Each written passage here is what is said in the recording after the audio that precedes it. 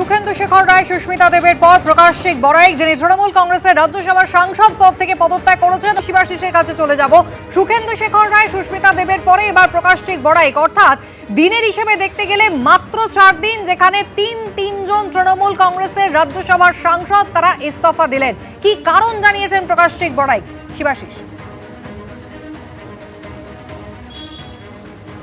দেখো, শুরুতেই তোমায় বলে রাখি যে বিদ্রোহ যত বাড়ছে, বিদ্রোহীর সংখ্যা যত বাড়ছে, রাজ্যসভায় তৃণমূল কংগ্রেসের সাংসদের সংখ্যা ততটাই কমছে। 13 থেকে কমে এখন 10। সুখেন্দু শেখর রায় তিনি ইতিমধ্যেই সোমবার তার পদত্যাগপত্র জমা দিয়েছেন।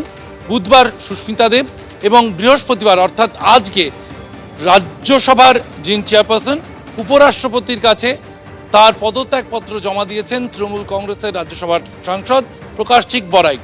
প্রকাশ্যিক বড়াইক তিনি জানিয়েছেন, প্রথমেই বিধানসভার ভোটে যেহেতু মানুষ জানিয়ে দিয়েছে তারা তৃণমূল কংগ্রেসের পাশে নেই, তাই সেই বিধানসভা থেকে নির্বাচিত রাজ্যসভার সাংসদ হওয়ায় তিনি মনে করেছেন রাজ্যসভায় তার ওই টিকিটে আর থাকা উচিত নয়, তাই তিনি পদত্যাগ করেছেন।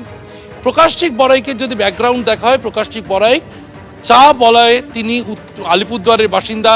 চা বলয়ে তিনি বড় হয়ে উঠেছেন। তার বাবা মা চা বাগানের শ্রমিক পরিবার, তাদের সেই জায়গা থেকে তিনি উঠে এসেছেন। তিনি একটা সময় তৃণমূল কংগ্রেসের সঙ্গে যুক্ত হন এবং তারপর দীর্ঘদিন তিনি তৃণমূল কংগ্রেসের জেলা সভাপতির দায়িত্ব সামলেছেন। রাজ্যসভায় 2023-এ তিনি সাংসদ হন। 2024-এ একমাত্র রাজ্যসভার সাংসদ যাকে লোকসভায় প্রতিদ্বন্দ্বিতা করতে দেওয়া হয়েছিল, আলিপুরদুয়ারে প্রকাশ্যিক বড়াইক তিনি লোকসভায় প্রতিদ্বন্দ্বিতা করেছিলেন।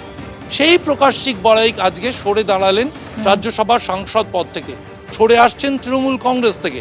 এবং তিনি যেমনটা জানিয়েছেন, তাতে প্রকাশ্যিক বড়াইক তিনি আগামীতে শুভেন্দু অধিকারীর নির্দেশে বাংলার উন্নয়নে কাজ করতে চাইছেন। তিনি সংবাদ মাধ্যমের সঙ্গে দেখা করলেন নিশিকান্ত দুবের বাড়িতে, অর্থাৎ ইঙ্গিত খুব স্পষ্ট, প্রকাশ্যিক বড়াইকের বিজেপির দিকে এগিয়ে আসা শুধুই সময়ের অপেক্ষা।